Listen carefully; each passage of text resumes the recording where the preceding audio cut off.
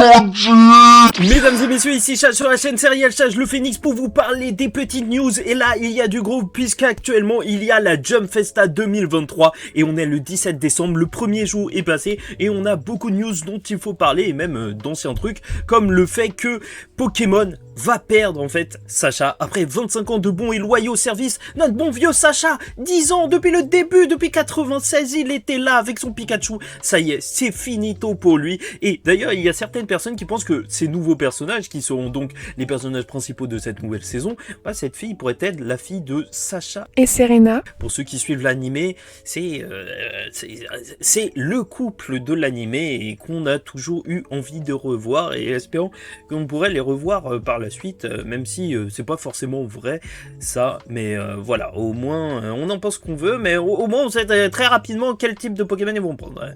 Au feu, tu vois, très simplement. En plus elle a une barrette verte, pour Sacha aussi, peut-être bien.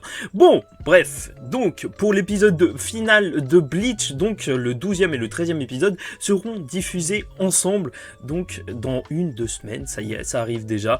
Et là, on entame les vraies news de la Jump Festa, parce que jusque là c'était peut-être un petit peu n'importe quoi. Donc du côté de Boruto, il va y avoir l'adaptation fin janvier de Sasuke Retsuden, donc ce roman de Naruto qui est adapté en ce moment toutes les 2 semaines, et je vous avoue que je comptais continuer les reviews, mais là, vu qu'il va y avoir l'animé, je sais pas si ça sert à grand chose. Peut-être que je ferai une rétrospective complète en fait à la fin justement de l'adaptation animé. Voilà bien, et le plus gros c'est pas ça, mais c'est que juste après on va avoir quoi? On va avoir le droit à l'adaptation de l'arc Code en février. Juste n'importe quoi, ça va être juste une dinguerie. Ça y est, enfin terminé les fillers pour Boruto, et je sais pas si ça va forcément faire autant de bruit que quand Naruto il était en Baryon, mais quand même, ça va mettre assez bien tout le monde. Et le plus gros, en fait, la grosse annonce dont on parlait depuis il y a très longtemps, en fait, depuis qu'on nous a annoncé qu'il y aurait une énorme annonce pour Naruto, donc l'annonce mystérieuse, c'est en fait juste un sondage de popularité. Bon.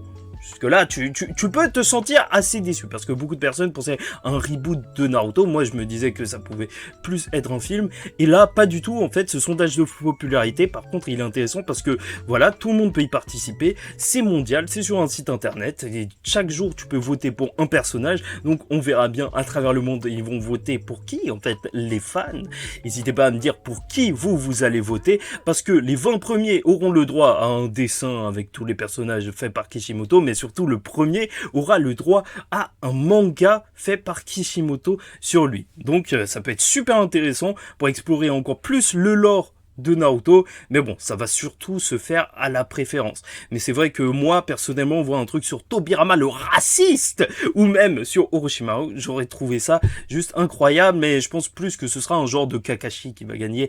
Tu connais les bails, tu connais, ça marche toujours comme ça. Bon, donc, concernant Jujutsu Kaisen, alors la saison 2, elle a été officialisée pour juillet 2023. Ça, c'est juste énorme, parce que déjà, pour ceux qui ont vu le manga, et ça, c'est même pas un spoil, mais ça se passe l'été, donc moi ça me fait plaisir, tu vois, parce que c'est assez concordant, donc le début de cette histoire, mais en plus, en fait, le 31 octobre à Shibuya, bah, je te rappelle que il se passe quelque chose, depuis le début de la série, ils en parlent, donc ça pourrait concorder en plus, hein, s'ils vont jusque-là. Et on a même eu le droit à un petit teaser, en fait, à chaque fois on te parle de trailer, mais là, tu sais, c'est des mini-teasers avec juste 1-2 personnages que tu vois, des petits chara-design et tout. C'est assez cool. Toji! Tu l'as vu? Il est là, il est là. Toji est magnifique. Même si les gros pantalons comme ça, purée, ça rend bien au manga, mais quand tu regardes les images des chara-design, peut-être que ça fait un petit peu particulier. Ah oui, et je suis obligé de vous dire aussi que c'est assez triste, mais Gege Akutami, en fait, c'est pas une nouvelle news, mais il l'a reconfirmé, c'était que l'année dernière, à la Jump Festa, il avait dit que justement, il ne restait plus que 2 ans au manga, et là, il a reconfirmé, donc l'année prochaine, c'est la fin de Jujutsu Kaisen. Sachant que, normalement, bah, il y a, je sais pas, 50 chapitres dans l'année, en plus, il y a des pauses, donc il y a peut-être 35 chapitres dans l'année, ça risque d'aller très très vite, la fin de Jujutsu Kaisen. Très très très vite. Je sais pas si j'ai peur Je suis content parce que en vrai c'est bien qu'un auteur sache là où il veut aller, qu'il n'étire pas trop son œuvre, mais ça me paraît un petit peu prématuré. J'espère que il va se tromper comme un de ses compères, puisqu'on est obligé d'en parler, pour My Hero Academia. Horikoshi, qui disait qu'il allait terminer son manga cette année, bah il s'est excusé parce que en fait ça s'est pas terminé cette année en fait, tout simplement. Et là il a dit qu'il ne donnerait pas de date, il prendra le temps qu'il faudra pour terminer justement son manga, et tant mieux, parce que franchement My Hero Academia, ça mérite en fait qu'on ne s'arrête pas juste comme ça, qu'il prenne son temps. Et donc, je trouve que c'est pour le mieux. Mais donc, c'est une news pour dire qu'il n'y a pas de news. C'est assez drôle. Pour le film Black Clover, là, on a plus d'infos avec des nouveaux personnages qui sont apparus lors d'un trailer. Là, c'est assez cool, en fait, que tu vois ici. Après, le trailer, tu n'en apprends pas beaucoup plus. Je te rappelle que il sera diffusé le 31 mars. Et là, on a même des informations concernant même les OST, hein, avec une musique qui sera faite par le groupe de K-pop qui avait fait le dernier ending, l'ending Threads. Beautiful! Tu vois le délire ou pas? Enfin, je sais pas si tu reconnaîtras. Peut-être que eux, ils le disent mieux. Ouais, peut-être. Bon, et donc, on passe à Demon Slayer, qui aura sa saison 3 en avril, donc au Japon, bien entendu, et bah, nous aussi, en simulcast, tu connais, enfin, sauf si on nous fait une Disney, hein, bien sûr, et voilà, on a eu le droit à un trailer, enfin, à chaque fois, c'est des mini-teasers, tu vois les personnages, ils respirent juste, donc c'est pas juste énorme, mais au moins, on voit ça, on voit qui ça va concerner, ça risque d'être intéressant. Est-ce qu'on va avoir des nouvelles morts ou autre? Je ne sais pas, je ne lis pas le manga, et j'ai très hâte de découvrir ça, ouais. Demon Slayer. Et bon, pour Kaiju numéro 8, là, c'est peut-être une des plus grosses infos. C'est une histoire qui, quand même, je pense que pour les Japonais, elle est assez intéressante, et même, c'est promouvoir la culture japonaise, le style, le kaiju, tout simplement, en fait. C'est dans les mythes japonais, en vrai, les Godzilla et compagnie. Et là, en fait, ça remet ça sur le devant de la scène, comme un petit peu les ninjas avec Naruto, la piraterie avec One Piece. Je sais pas s'il y avait des pirates japonais, mais là, donc, ça peut faire extrêmement beaucoup de bruit. Le manga marche déjà assez bien, et en plus, ce qui me fait plaisir, c'est que, en fait, t'as un teaser de zinzin, parce que ce teaser, en fait, il concerne l'année 2024, alors qu'on est en 2022. Ils te sortent ce truc maintenant.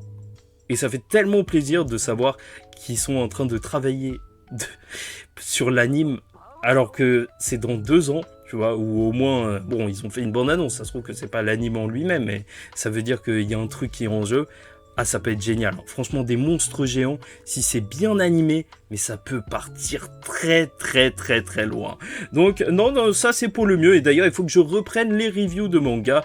Undead Unlock, donc, va avoir une adaptation animée en 2023, on ne connaît pas encore la date exacte, donc je te rappelle, c'est l'histoire d'une fille qui a beaucoup de malchance et d'un garçon qui est juste immortel, et donc voilà, ça va faire une histoire marrante et assez intéressante vu qu'elle marche assez bien, donc on verra bien comment ça va se passer. On va aussi avoir le droit à une adaptation d'un one-shot de Akira Toriyama, parce que tu sais, en vrai, ils sont en train de construire un genre d'Akira Toriyama verse, donc l'auteur de Dragon Ball Super, Jaco, le guerrier de l'espace, non, héros intergalactique, je sais plus quoi, et donc t'as ça, bah ça peut être assez sympa, ok, on note. Finalement, on a aussi eu l'annonce qu'en 2024, il y aura un animé de Mission Yozakura Family. Ok, voilà, c'est posé. Bah voilà tout pour moi, j'espère que ça vous aura informé de quelques news, peut-être que j'ai oublié certaines choses, mais les informations principales qui ont fait énormément de bruit, normalement, sont là. Donc n'hésitez pas